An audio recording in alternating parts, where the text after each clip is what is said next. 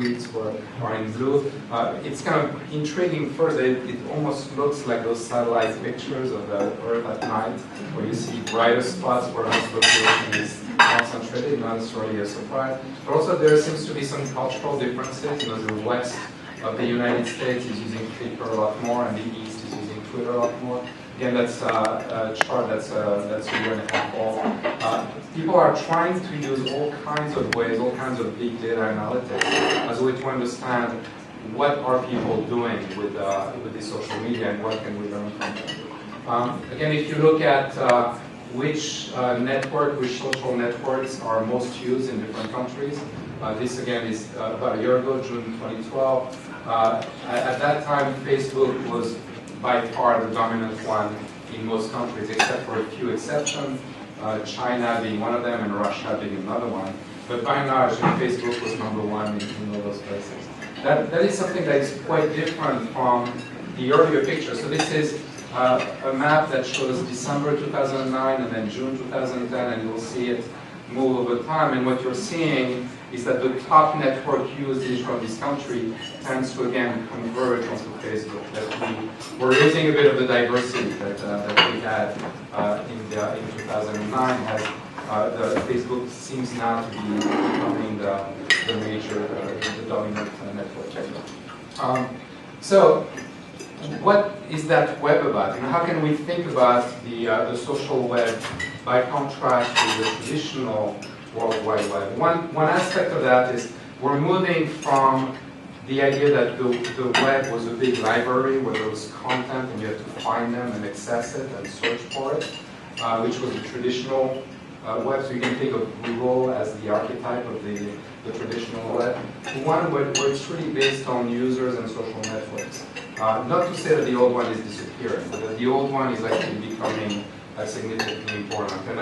And to use a phrase that one of my colleagues, Nash Contractor, likes to use, it's not what you know that matters in this, it's who you know. And he would say it's who you know knows, and who you know knows who, etc. And there are all kinds of connections between people about who you know and what your friends know that starts to matter a lot more. And much more than being able to search for a big library of content, it's being able to reach to people who know something. So you will find people, journalists, for example, when they're starting to research something, will post something on Facebook saying, I'd like to learn about this. Who knows something about this? Tell me something about what I should be looking at. As opposed to saying, there is somewhere a big repository of truth in the sky, and the question is what the best search engine to find it. So again, this is a web that's really based on connections between people and having access to people with the right knowledge. And what that means is that you're moving from an environment where you had a number of people who were very influential and everybody was kind of listening to them or following them, reading their blog, reading their articles, to one where knowledge is being filtered collaboratively by a huge number of people. And again, I'm not saying that nobody has influence anymore, but that we're moving to an environment where you have an alternative way to discover information. Where again, relationships among ordinary users, which may be deep personal ties or maybe more impersonal ties, start to matter. And really that the way in which this collaborative filtering happens has some relation with the way in which society is ready to accept innovation coming from unexpected places and not necessarily from people or humans. Again, when we'll talk about the work we've been doing on Twitter, that becomes something that really matters because we have to decide how we try to assess those networks. And is the question to identify some nodes in the network that have influence and then try to see how their influence filters through or travels through this network, or whether what we're trying to understand is more of a broad dynamic between clusters of users who have something in common, and together they're generating some kind of knowledge. Again, that's a different way to think about the place of the web, the role of the web in relation to the information we're using today. And then finally, the last aspect is something that I mentioned a couple of times, the fact that we're moving from a fixed connection to the web to a mobile connection to the web, and to the social web, especially. which means that the way in which you're using it is much more situated. It's based in a specific place, in a specific context, and that often means that you're looking for different kinds of things. They have to do with the longitude and latitude of the place where you are, the kinds of things you produce have to do with the place where you are, and that place moves. That place is movable from one moment to another. So again, a different kind of connection to this repository of information that has to do with being able to move and to be mobile in space with respect to that information.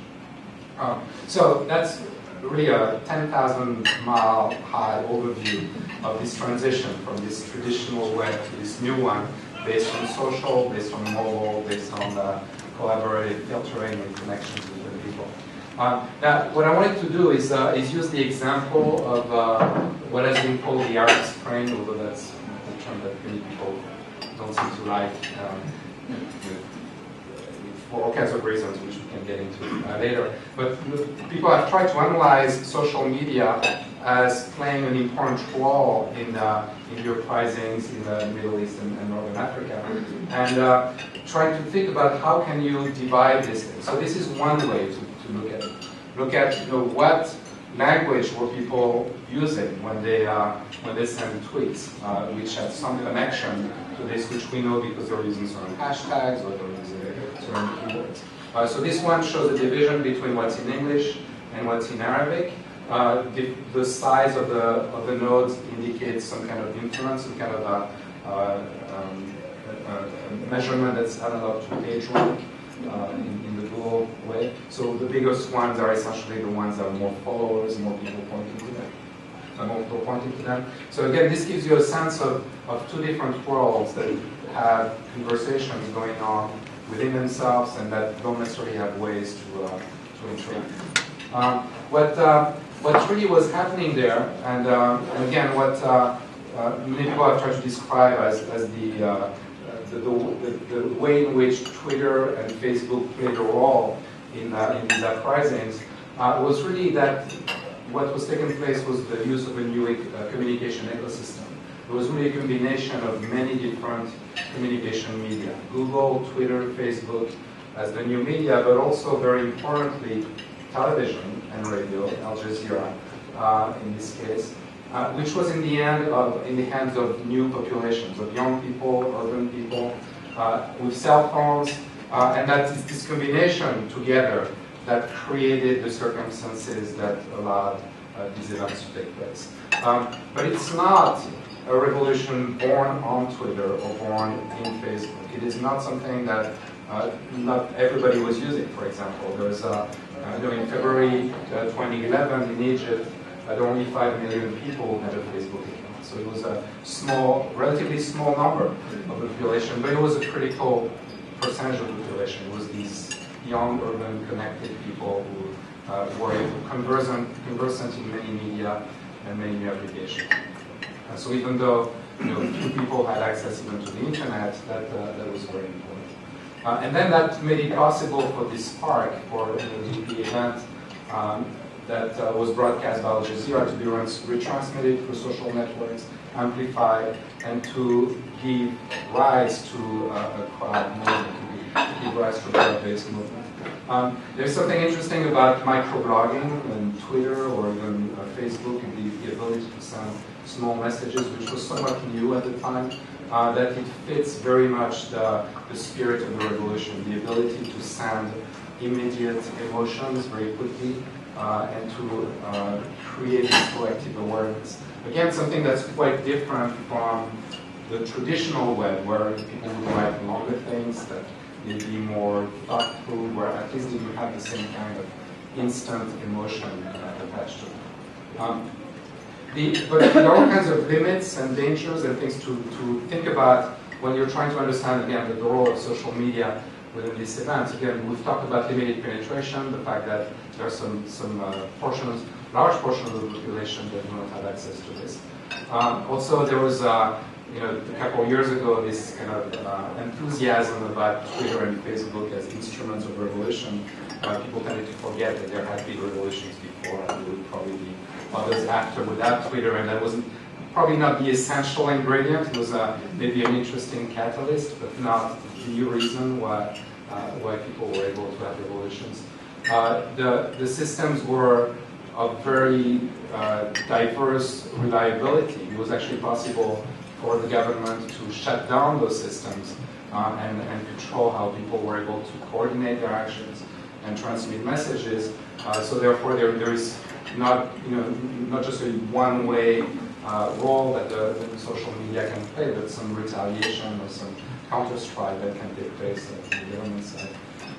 People have said that it's interesting to think about the network characteristic of social media and what kind of political system is best at dealing with or fighting with or interacting with, pointing out that it seems to have been very effective in places where there was a hierarchical structure of power, like Tunisia and Egypt, and not as effective in places where there was more of a tribal structure of power, like Libya, Yemen, and Syria. I don't know whether that's true, but it's kind of an interesting hypothesis to explore, how that works. And again, thinking about the backlash that happened afterwards, where social networks were used to actually track dissidents and get all these wonderful pictures of faces that people were in the crowd, and then use that as a way to attack them. So again, a mixed picture of thinking about how social media plays a role within political systems and political events. One of the things I wanted to show you is this interesting, I guess, news program, and I'll talk about it after we play it.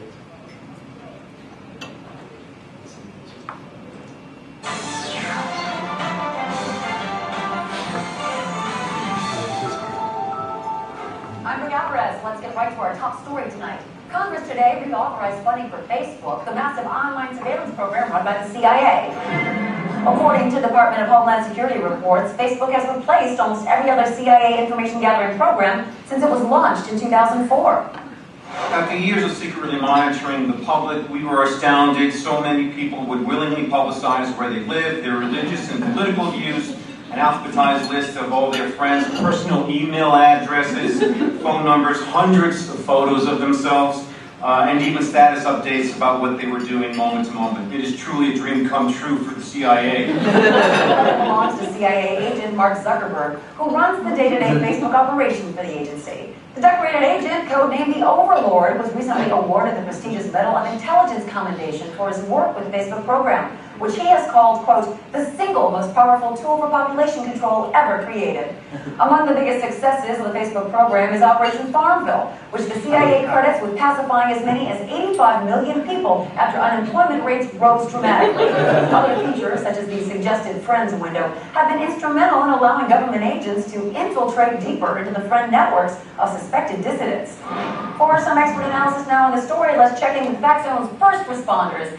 Jason, you have written extensively about the Facebook program. Why is it so effective? Well, one of the key reasons is that the CIA has been so thorough in convincing the nation that constantly sharing information about everything that you're doing is somehow desirable instead of deeply unsettling. Yeah. Critics are saying that with the national debt being so high, is this really the time to spend even more money on spy programs? Well, actually, the Facebook program saves the CIA money. Like the Maps application where you list every place that you've been, whether it's at the state or a country. Or... Oh, right, with the little pin, so you show where you visited. Yeah, yes, like that kind of information would have taken the CIA months of going through hotel receipts and plane tickets to figure it all out. The manpower that Facebook saves is huge. Absolutely, absolutely. And the calendar feature even lets the CIA know where you're going to be in advance. Right, so now what people have to do is see which events you RSVP'd yes to and then send their agents to be waiting for you. That's how they got my brother. Yeah. Because with all the focus on the Facebook program, is it taking away from some of the other CIA programs like Twitter initiative? Yeah, the funding for that should be cut entirely. Right, 400 billion tweets and not one useful bit of data was ever Now, is this trend of social network information gathering dangerous? I mean, just last week, the New York Times revealed that Al-Qaeda has designed Foursquare to identify popular locations for bombing. Actually, Brooke, that's been discredited as any kind of real threat. The people that use that site are people that no one would mind seeing bombed anyway. So. What the CIA has to be concerned about is people losing interest in Facebook Facebook and moving on to a new social network site, like the Chinese site Wanbi. I love Are you guys on Wanbi? Oh my God, it's so much more fun than Facebook. It is great. I love that. I love that you can earn friend points the more state secrets that you post. You know, I've got a lot of contacts in the State Department. You know, I think I could really rack them up. Post them up. All right, first responders, thank you so much as always. You know, I'm of course a big fan of any social networking site. It allows me to interact with my fans without having to see, hear, or smell them. Well, it's been months of preparation, but it's finally here. Today, Mark. Obviously a parody. Right? No.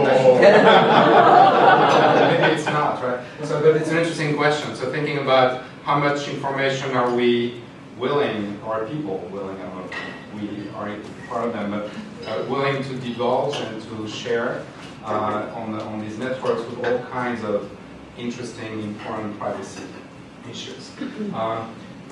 Also, issues about who owns the information, whether it's your photos and your content that's there, can you take it somewhere else? And there are all kinds of issues, even of policy, of technical standards that really haven't really been thought through at this point, and that become really quite important as people are putting more and more of their lives onto social networks. So how do you analyze all this? So this again was this quick introduction to show you what's there, but how do you parse through it, try to make sense of all this? One example, and here again is another quick video that might be useful. It's this person is Gilad Lotham, who was the founder of a company called Social Flows, and who was hired by UNICEF to follow Twitter as a way to understand their campaign on Sahel now. Let me see, I got the video directly, so we don't have to wait for YouTube to download it.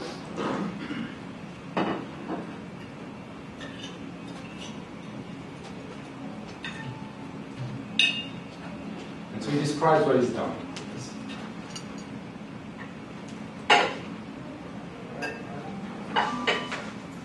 I'm Gilad Lotham. I'm the VP of Research and Development at Social Flow. A lot of what we do is tell interesting stories from the data. So as we notice events that are happening in the network, we identify them and we start tracking and we try to visualize them. We really try to see how we can visually represent these events that are happening on these social networks. Here are all metrics of UNICEF over the last 3 weeks.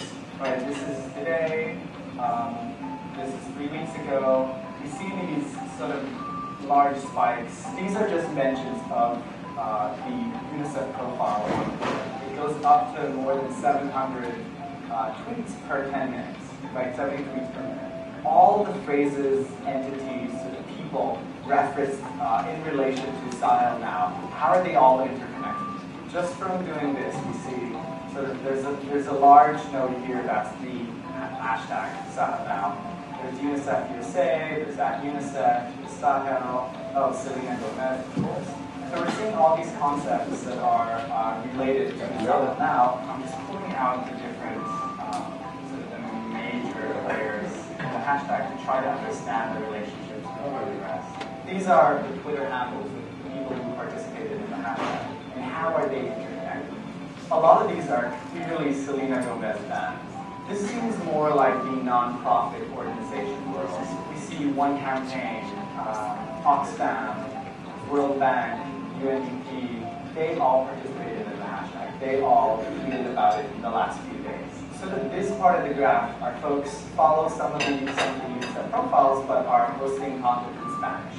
And we're seeing a denser cluster because people who post in Spanish kind of consume in Spanish. Let's take a look at this one here, this outlier. This seems more like folks in the Middle East. So this cluster might be folks in Bahrain who are connected to each other, and they all participated in the hashtag.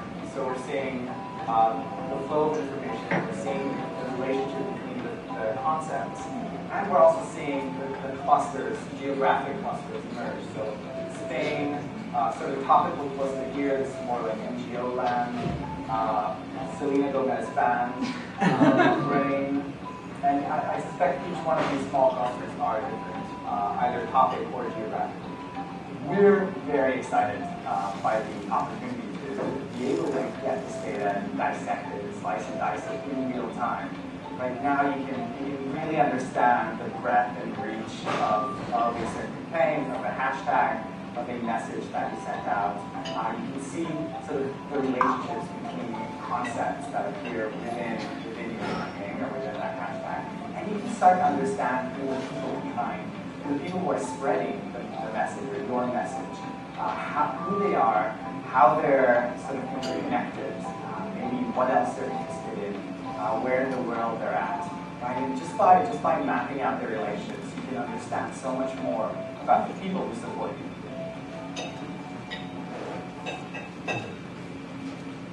So this is one example, and there are probably hundreds of companies that offer this kind of analysis to brands, to public organizations, etc. Companies like Radian 6, Bluefield Labs, etc. What's interesting to me is that first there has been a huge amount of excitement about what can we divine from looking at this social media.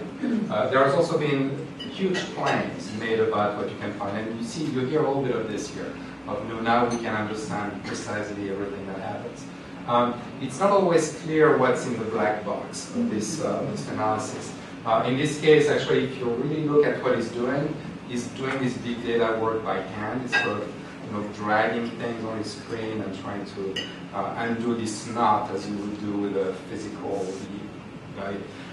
ball of yarn, trying to figure out what's going on. And so in a way, there is a little bit of insight you get from the physical layout of the drawing, but there's also a lot of remanipulation by hand to try to see what's really going on. These are networks that tend to be humongous. They tend to break many of the analytic tools we have, many of the statistics tools we have, so we're inventing new ones. But I think the two things, on one side, there seems to be quite a bit of insight to be gained. On the other side, I think we should all be cautious about what exactly is being done with that data and how it's being analyzed.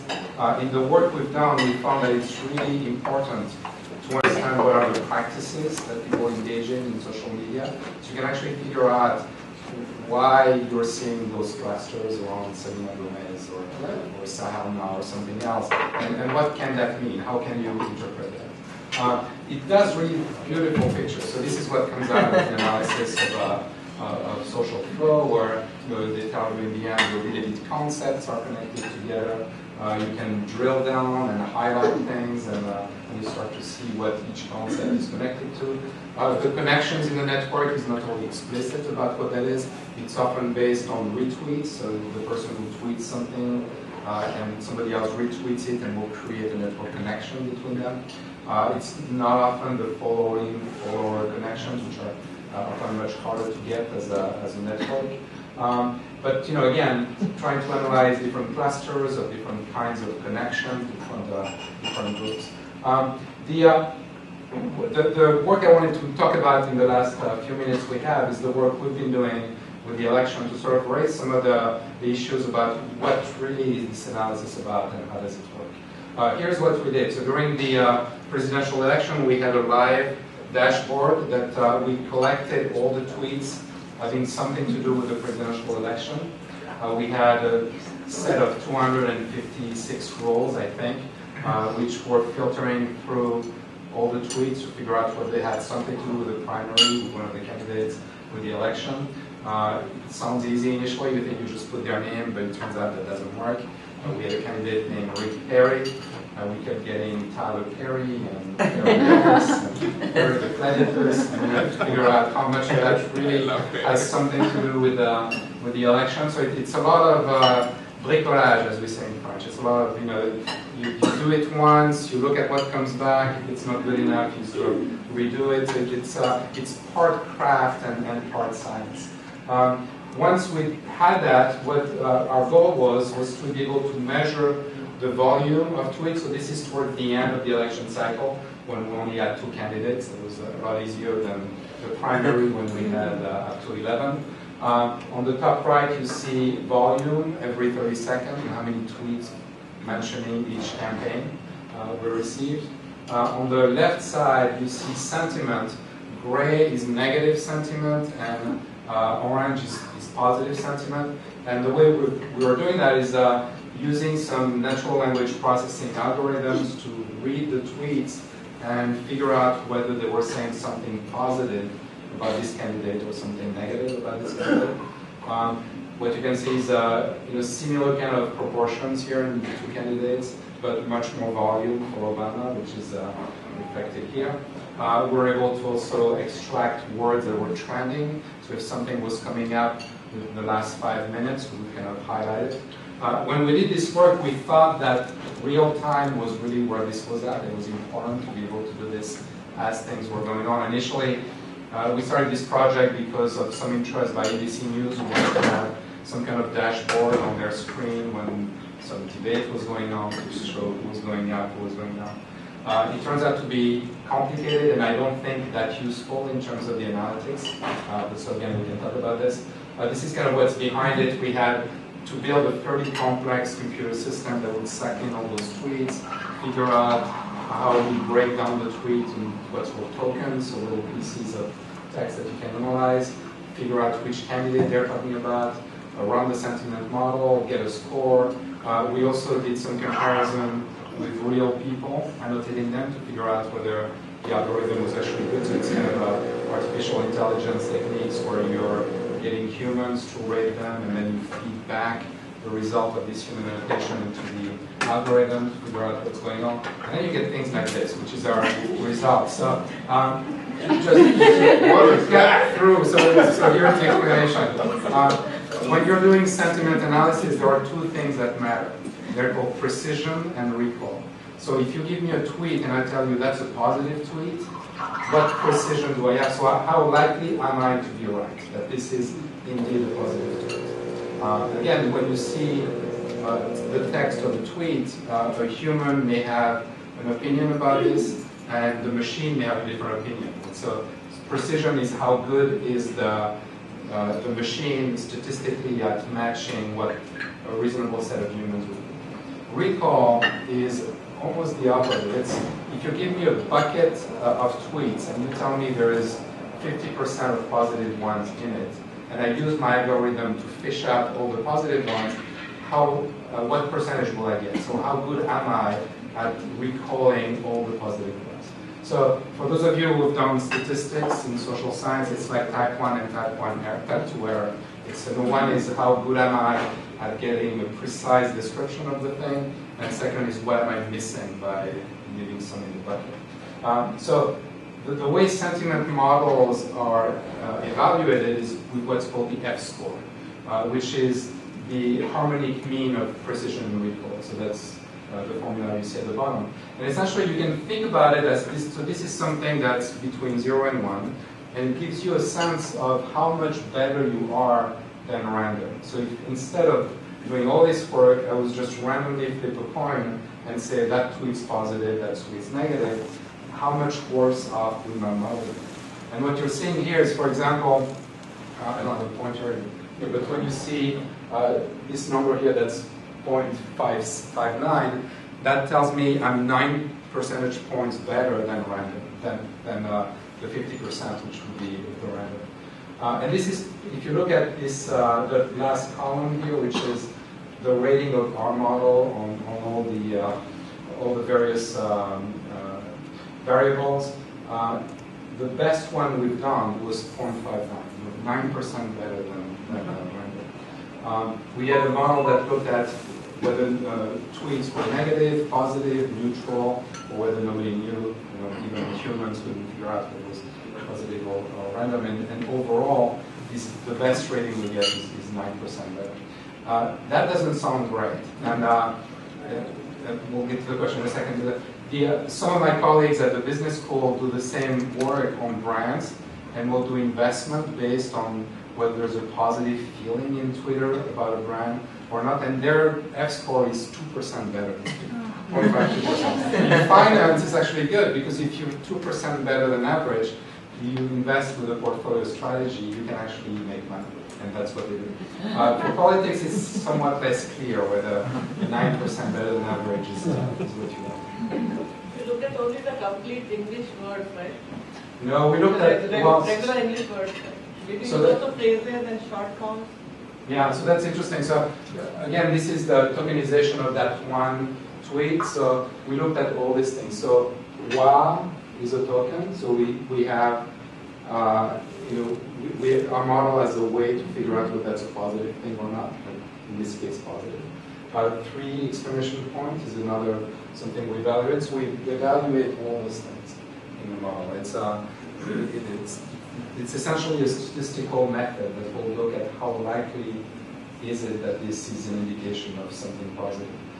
What you're seeing here is different models that do the tokenization differently, that will evaluate single words or groups of words, and that some of them will look at negative and not positive, etc. So it's and they're using different kind of algorithms, different techniques. With this, we've tried pretty much everything that is in the literature. So that's kind of state-of-the-art natural language processing. None of that is really that convincing. So that's kind of what I meant to say by, many of the sentiment analysis companies will give you a number. They don't really tell you what's in your black box. My guess is one of these models is in your black box, and because that's pretty much everything that's been published. According to my colleagues in the computer science department, there's no really other way to do this for the moment. So there are many questions about how do we believe those sentiment analysis. There's also another question, which is, so you have 2 sources of error here. You have a tweet is sent, and then the sentiment algorithm will evaluate it and gives you a result, right? The first thing is, what is the connection between the real situation and the tweet that is sent? So do you know, for example, that the people who send tweets are representative of the overall population? Do you know that the tweets they send are representative of their real opinions? Do you know that the quantity of tweets that one person sends is correlated to the influence they have on the public opinion or not? None of that is clear. And then once you have a tweet and you get a sentiment analysis number, there's another question, which is how good is that? How precise is that? How much of a recall is it? So there are so many sources of error in that chain that all those numbers, I think, really have to be taken with a huge grain of salt. I don't know if you are aware, what does the literature say about those that have purchased followers, like 500,000 or 1 million? Can they have some kind of real influence? If they shoot 1 or 2, 3 tweets, So, can it be circulated? Can it be... Right, so that's a question. I don't know that there is much literature on that. The question that many of these models would evaluate is whether the followers that have been purchased end up retweeting that tweet, or whether they just see it. So again, that's yet another source of error, which is anything that is measured within those Twitter analysis systems is expressions, is utterances by people, not whether you've been exposed to something on your screen, because we don't have any trace of whether you've seen a tweet, whether you've read it, whether you've paid attention to it. All we know is you've resent it to somebody else, or you said something that you've sent to somebody else. And so these things having to do with exposure to messages are really hidden behind all these models. And so it's kind of unclear what that means. What is clear, though, is that volume tends to be driven by events. So this is what we did was we calculated what were the biggest traffic hours during the year of the campaign primary. And then we went back to the history line and figured out what happened during that hour. And so what you have on the right is the volume for these hours. What you have on the left is that it was every time some kind of thing happening having to do with the campaign. So the State of the Union address is the top one, but debates on CNN, primaries, caucuses, every time you had a big volume, this was something that happened. So there's actually some literature that says that volume tends to be the best predictor. And that tends to be the only reliable predictor, that if people talk a lot about something, that means that maybe they're supporting that thing, or there's some kind of sentiment expressed about this.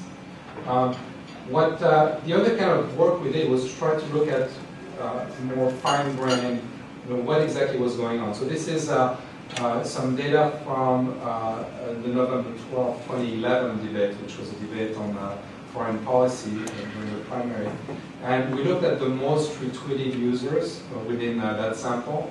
And what was interesting was to try to sort of categorize them and see who are the people who have the most influence by that measure of who gets most retweeted. And so the first one is a media journalist for so long, Glenn Greenwald. Next one is a pundit.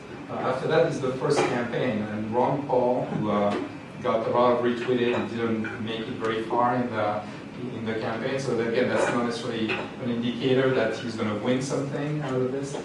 We see the emergence of a number of satire accounts, so people who are sending jokes, etc. And that is something that we see a lot more of as we go. So during the presidential debates, what we did was we looked at the 3 presidential debates that happened towards the end of last year. We took a slice of 6 hours for each one of them, so an hour before the debate, and a few hours afterwards. And then we looked at which were the most retweeted accounts within those spots. A very large portion of them, a third of them are humor. And they are either comedians or parodies of comedians, which is kind of an interesting category. So Chris Rock, for example, is not the top retweeted, but Chris Rock Oz, who is not Chris Rock, who is some guy who makes jokes in the manner of Chris Rock, was actually above Obama. For those who may not know the people who are on the previous chart, one characteristic that would help you understand the consequences is a lot of those names on the left are among the most polarized of the political media pundits. So they're very liberal or they're very conservative, which I think really suggests the degree to which this kind of interactive communication where you're reading an event, you're listening to a debate or watching a speech, while engaged with social media has a tendency to further polarize the electorate. I mean, in the end, I think, and I'll probably stop with this since I have to stop in 2 minutes. Right?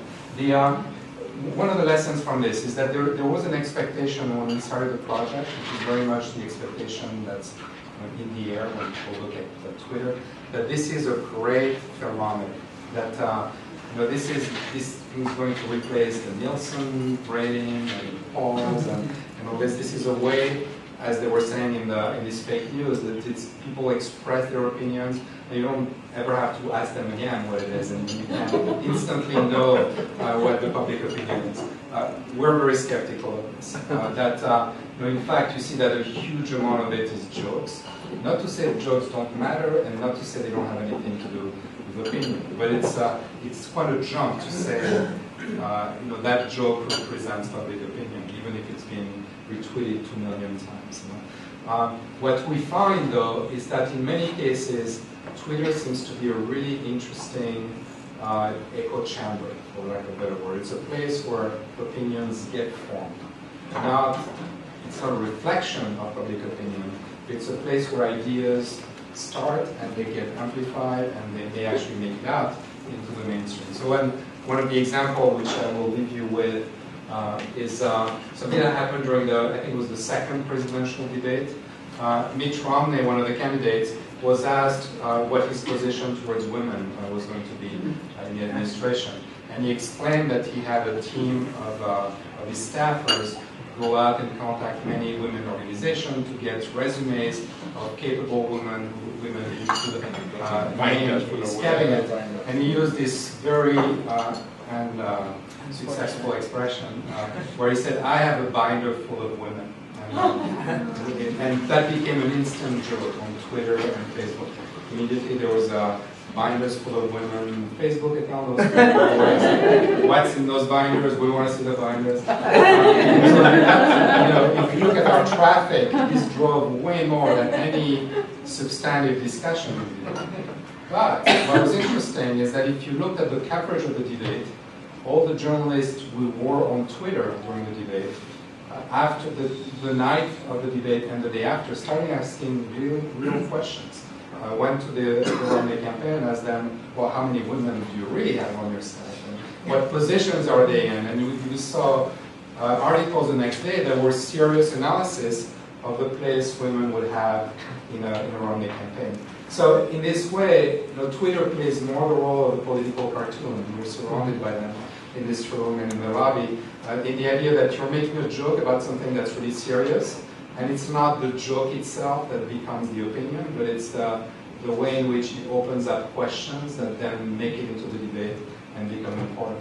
So that's one example. Another example is we've looked at the coverage by journalists among a number of journalists who were in the foreign policy debate, and looked at whether they thought one of the candidates had won or lost. And those who were on Twitter tended to be in agreement with the mood on Twitter, and the ones who were not on Twitter tended to not be in agreement with that mood.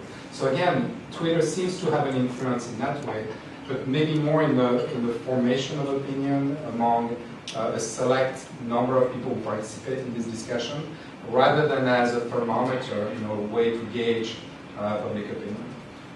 So I'm going to leave you with this. So again, we've looked at the social web and how it's emerging as an important part of the internet today. I looked at different ways in which people are trying to slice it and dice it, and some skepticism based on some of our work.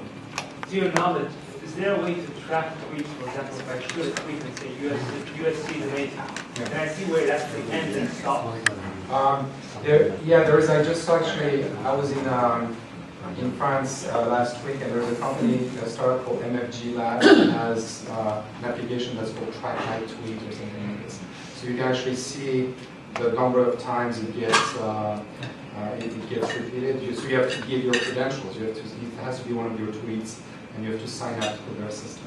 So look at mfglabs.com is the application. Otherwise, you have thousands of analytical tools that will let you compare things. This is one of the, maybe just to finish this. Many of these sites are ways to gauge the influence of tweets. So I looked at the Twitter imprint of USC Annenberg and Annenberg Pens. So it's an interesting thing. So you can see that our number of followers is much bigger than theirs. Otherwise you wouldn't show it.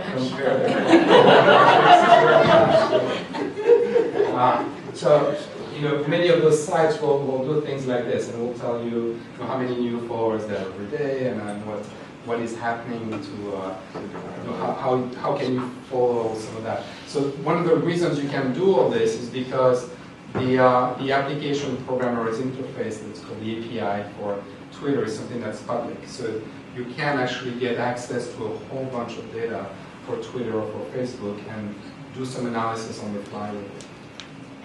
And we actually have a class in the next room that's teaching our students how to do this. Yeah. I just had one thing, and since I was at another meeting and got here late, you may have talked about this, but the level of humor, positive, negative, and all of that does vary by genre of the topics that people are tweeting about. So we've got a climate change study going on where there's much less negative humor in the climate change. The negative, critical tends not to be humorous. It tends to be really serious stuff. The other thing is one of the students just finished a study on the music industry. And I've spent hours going through all this Twitter data with him. And one of the things that we learned was that there's very little that's actually critical as compared to Facebook and places where they do real critiques. And that Twitter is primarily being used to drive people to a website. They are almost all what we're calling just directional. Go here, see this, listen to that. It's not about a discussion. It's about go there. Yeah, absolutely. And I think this points out the importance of, rather than just using brute force mathematics on this, to understand the practices that people engage in. But why is it that people tweet when they do it? What are they thinking when they do it? What kind of what role does this play within their normal day-to-day communication practices and connections with their friends? One of the things that we found, Theo, right? So he Yeah. did these social media experiments You with me wrote the last paper year. that I was just mentioning. So one of the things that was interesting was we were tracking Twitter for the NATO summit last year, and we kept coming across all these themes around nurses, and we couldn't figure out what's the connection. And what we found out was that so the nurses were trying to get more pay and more benefits. So they would find an event like this, the summit that was going on, and have the hashtags, and then they would piggyback on top of the hashtags, which would give them a huge following then, right? Because they would put on the summit hashtags, which is really interesting. That's just cool. It's a rewriter. One of the things we're finding in the debate data is that we have a huge amount of joke plagiarism. So people not retweeting a joke or repeating a joke, but just copying, paste the joke. And there are some indications, we were looking into that at this point, but there's some indications that these are actually non-human. They're computer robots that when they see that something has been retweeted a certain number of times, will just copy it as a way to boost their an account's number of followers. Because there is actually a market for accounts with large number of followers for spammers. You can sell them. So if you manage to accumulate 10 million followers, then you can actually make a lot of money, no matter what it says. And it's a good strategy to say, I'll just look at whatever has traction, plagiarize it, and I'll get the same kind of traction. All right. Just one other quick thing on jokes. There's a lot of literature in political science that says respect for government officials dramatically decreases if they're subjected to a lot of humor. That parody and humor really diminishes status. And so if you have lots of social activists finding new ways to push out humor that would deprive the status of the other, it can have huge consequences. Does this study take into account how politicians react to the humor? Because sometimes they can sort of bounce back or there's a lot of literature. Better if they can. Self-deprecation, for instance, can be a defense mechanism that's much better than being defensive in the face of humor. But there's all kinds of literature that's percolating up about even things like that faux news story you saw. That a lot of people don't have media literacy to evaluate what's true and what's not true. So the faux news humor on things like The Daily Show in the United States, for instance, can have huge consequence.